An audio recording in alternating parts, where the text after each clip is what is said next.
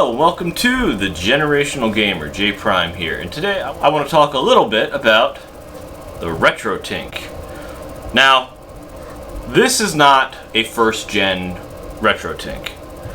It's actually the most recent release.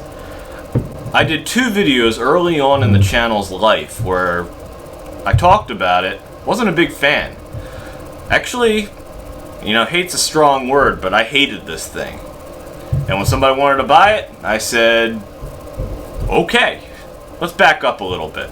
I was ticked off because every YouTuber who had their review unit sent to them said how great it was. And I believed them, and I felt like I was wrong.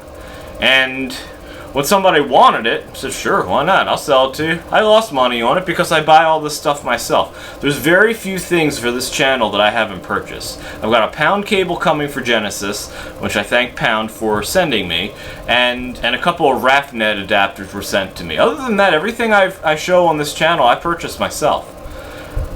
So, moving back over to the RetroTink, I was doing all these side-by-side videos, and people seem to really like them, and thank you to all the new subscribers.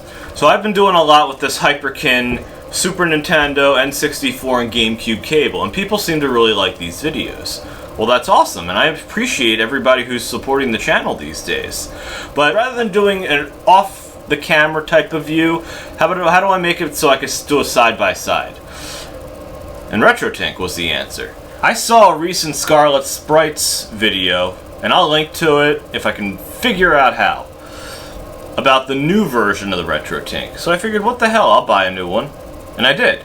And you know what? This one is awesome. All my criticism of the original unit, it's gone. So just to recap for a minute, and I'll link to my video on the N64 and the Genesis. To recap my gripes about this thing. One, colors were not what I was expecting them to be.